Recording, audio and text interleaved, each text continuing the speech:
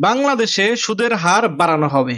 এই বিষয়ে নিশ্চিত করেছে অন্তর্বর্তীকালীন সরকারের বাংলাদেশ ব্যাংকের নতুন governor doctor Ahsan H Mansur.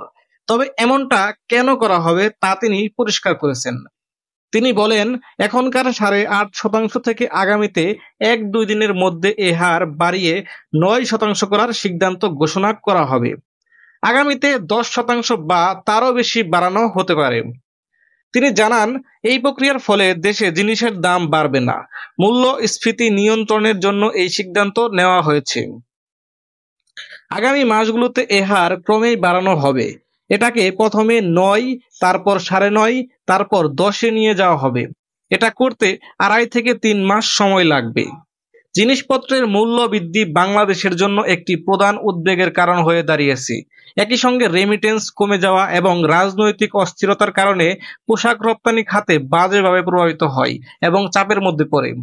বাংলাদেশের অর্থনীতি ধসে যাওয়ার হাত থেকে বাঁচাতে আইএমএফ $7 বিলিয়ন অর্থ সহায়তার কথা জানায় বাংলাদেশ সরকারকে, কিন্তু একটি শর্ত জুড়ে দেয় আন্তর্জাতিক মুদ্রা তহবিল আইএমএফ।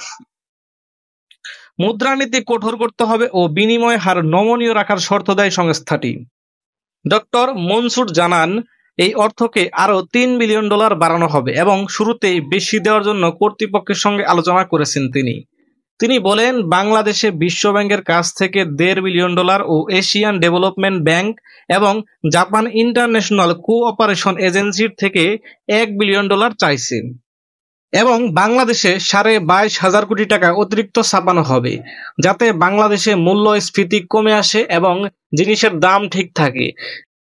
তাকে এ বিষয়ে প্রশ্ন করা হলে তিনি বলেন, শেখ হাসিনা সরকার যে অতিরিক্ত 60,000 কোটি টাকা ছাপায় পাচার করার জন্য এস আলম গ্রুপের সাথে, সেই অর্থকে একটি সামঞ্জস্যতায় আনার জন্যই মূলত এই 22,500 কোটি টাকা অতিরিক্ত ছাপানো হচ্ছে, যাতে বাজারে অর্থের তারল্যতা ঠিক থাকে এবং দেশের অর্থনীতি ভেঙে না পড়ে।